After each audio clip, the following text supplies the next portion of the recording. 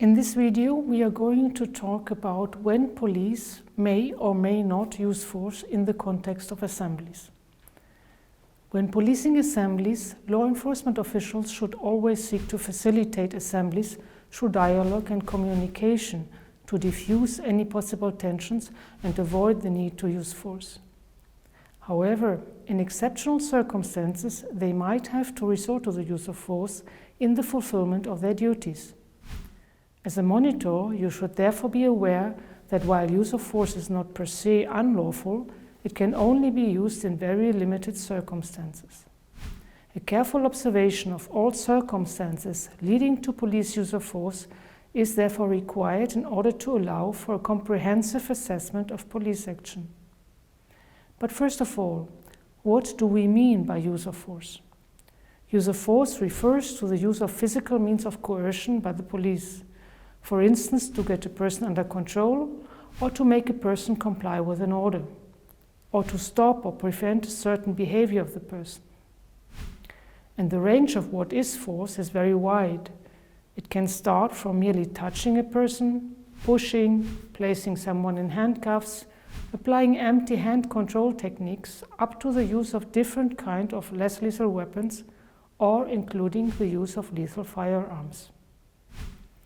However, as mentioned, the power to use any of these forms of force is only granted to the police under strict limitations.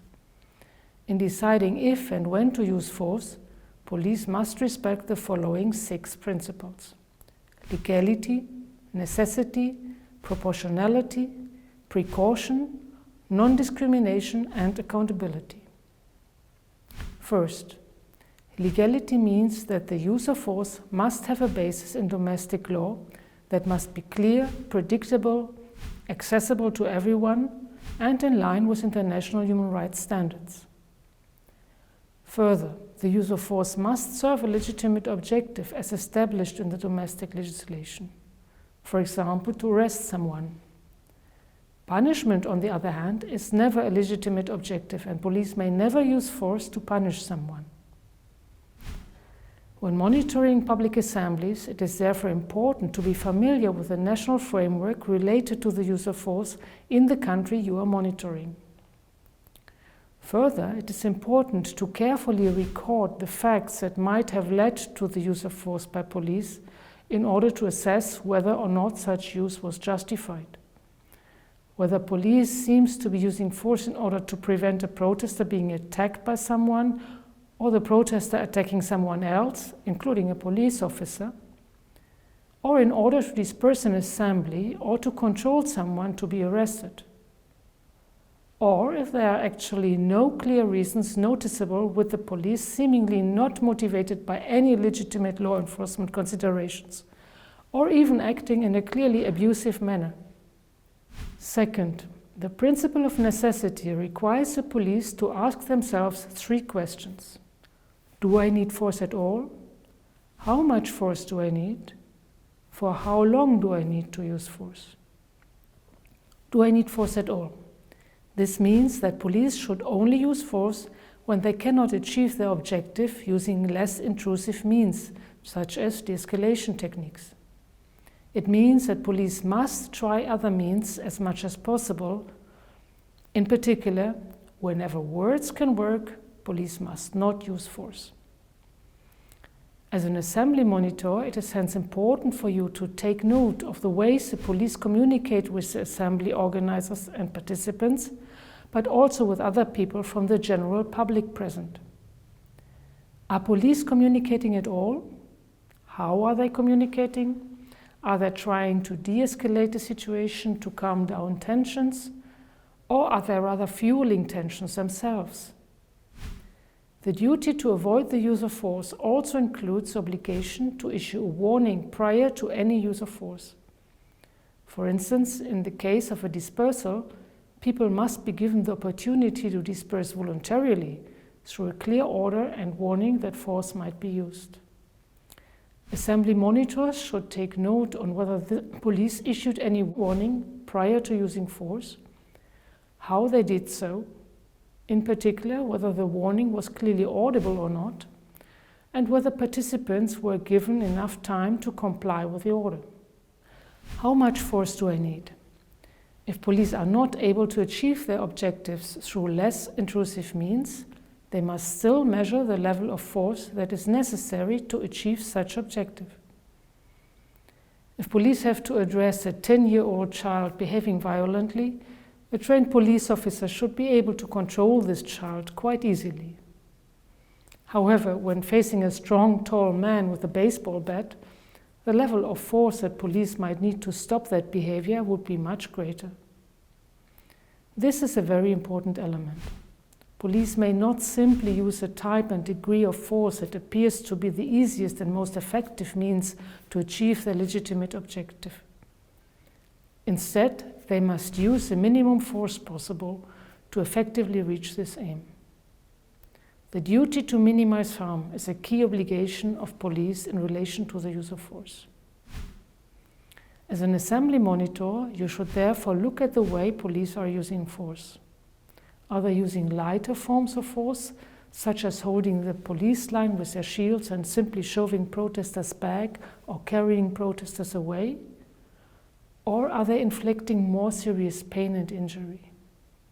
For instance, it would be clearly unlawful to use particularly painful control techniques to disperse assembly participants in situations when they could simply be carried away.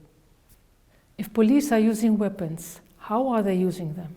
For instance, are baton strikes aimed at the head or at the upper arms or thighs of the protester? If tear gas canisters are fired, in what angle, so that the canister can fly over the head of protesters, or in a way that it can directly hit a person?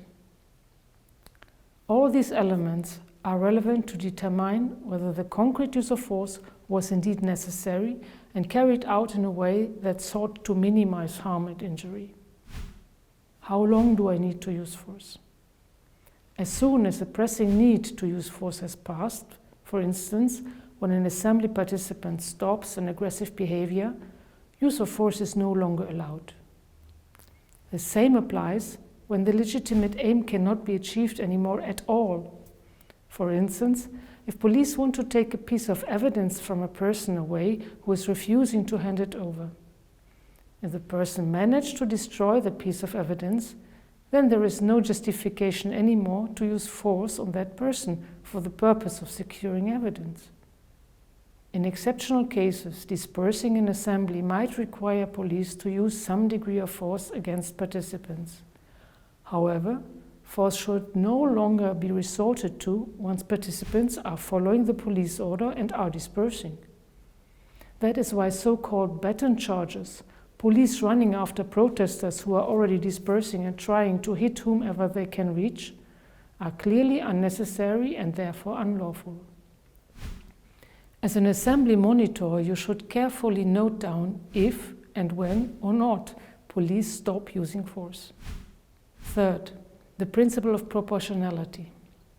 When there is no other way to achieve an objective through the use of a certain level of force, police must still ask themselves whether their action and the harm this will cause is proportionate to the seriousness of the threat or offense that is or is about to be committed. This is a balancing exercise. For instance, when someone is destroying property and does not respond to any verbal intervention, it would be proportionate for police to resort to a use of force that could cause some pain or minor bruises to stop that action. However, they may not cause any more serious injury.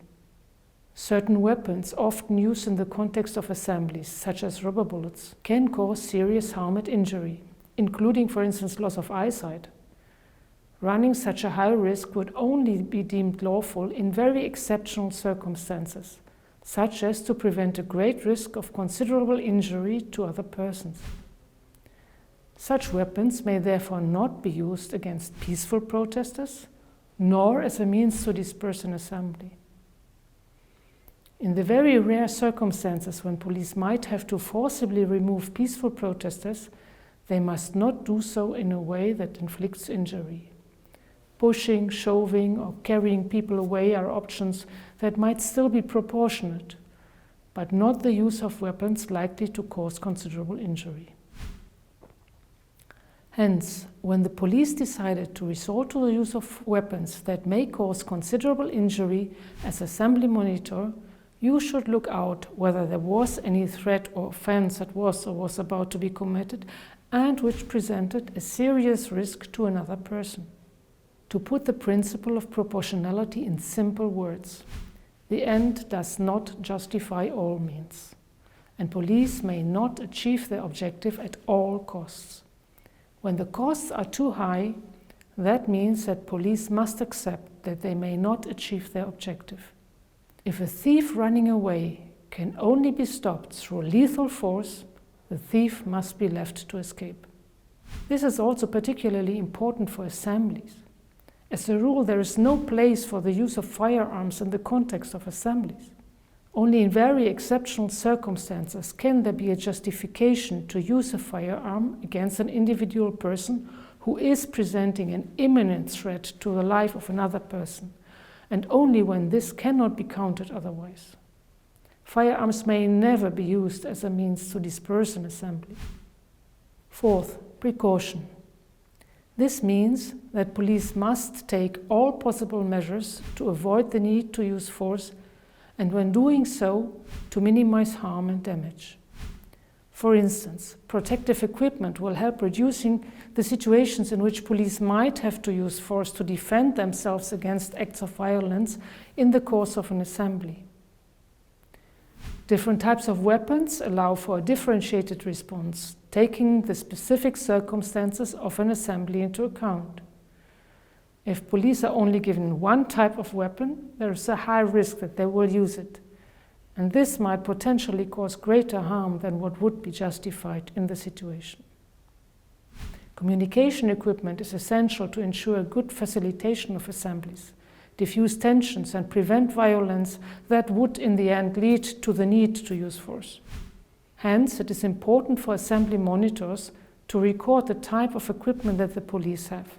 What uniform are they wearing? Do they have any protective equipment, such as riot gear? What weapons do they carry? Do they have appropriate communication equipment that allows for effective communication with the participants of the assembly? Precaution is also essential when resorting to the use of force, to protect peaceful participants or bystanders from being harmed, but also to take into consideration the presence of people particularly at risk of suffering serious injury, such as younger or older people. Therefore, monitors should look at how police are resorting to the use of weapons. For instance, whether they are firing rubber bullets in a targeted manner that avoids harm to peaceful protesters or bystanders, or are rather indiscriminately firing at the crowd. Or whether, in the use of batons, they target the larger muscle mass, or are resorting to particularly dangerous strikes at the head. Fifth, the principle of non-discrimination. In their decision to use force, police may never be guided by any discriminating attitude. The police must not use greater level of force against certain groups as a result of bias and prejudice. This is something that assembly monitors should look at. It is not lawful for the police, depending on who is protesting for what purpose, to display a zero-tolerance approach and start using force at the slightest opportunity in some assemblies, while they demonstrate their ability to exercise restraint and avoid intervening or using force in other types of assemblies.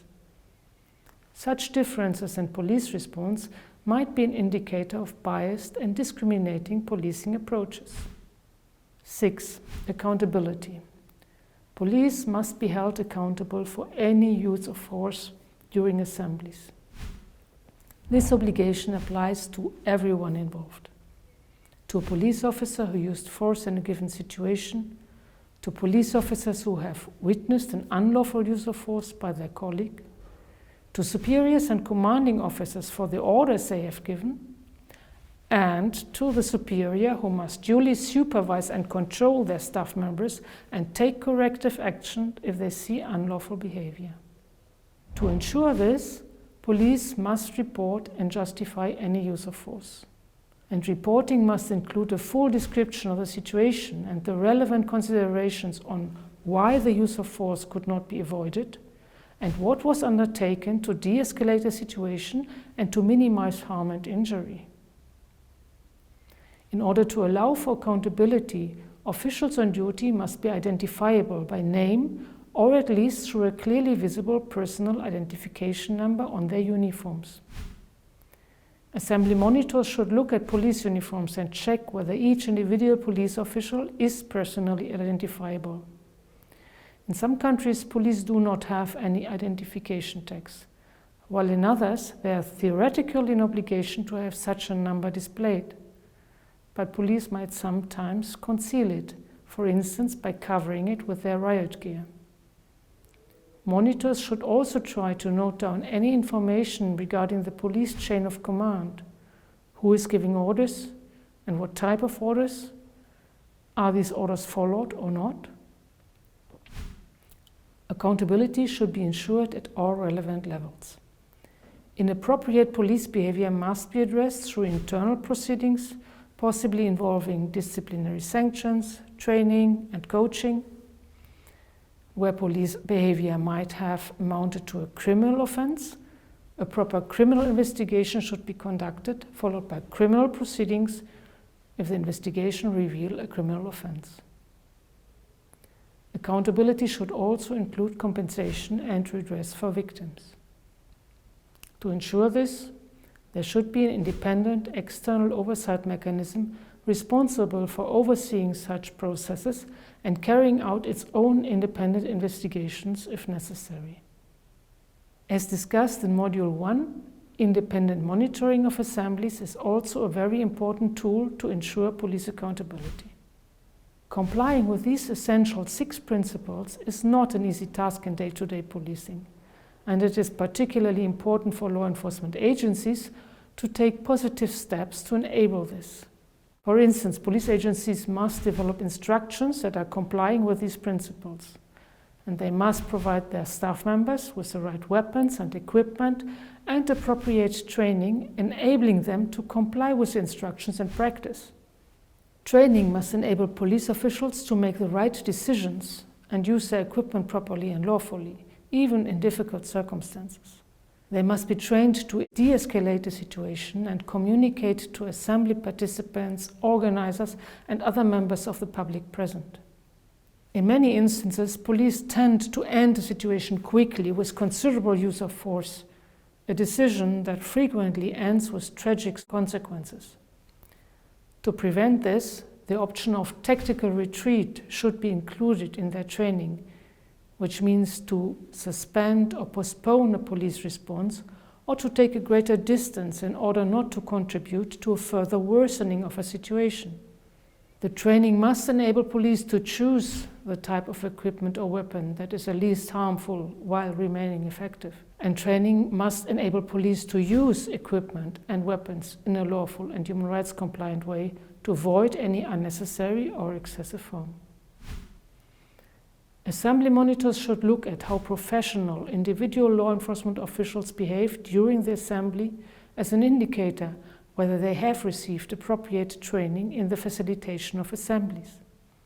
For instance, their aptitude to communicate with participants in a calm and de-escalating manner, or to handle their weapons and equipment appropriately and carefully, can serve as a good indicator in this regard. To summarize, the police use of force must be lawful. The police use of force must be necessary, meaning that the police may only use the minimum force necessary to achieve their objective with a prior warning, and they must do so in a way that minimizes harm.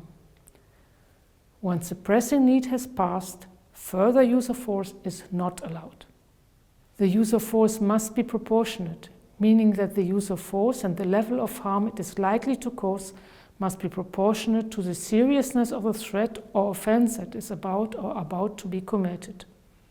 The police must take all possible precautions to reduce the need to resort to the use of force and to be able to minimize harm and injury to anyone, including peaceful protesters, bystanders, or those engaged in violence. The police use of force must not be a result of any bias against assembly participants, for example, on the grounds of race, ethnicity, religion, sexual orientation, gender identity, or political affiliation. And finally, the police must be accountable for any use of force.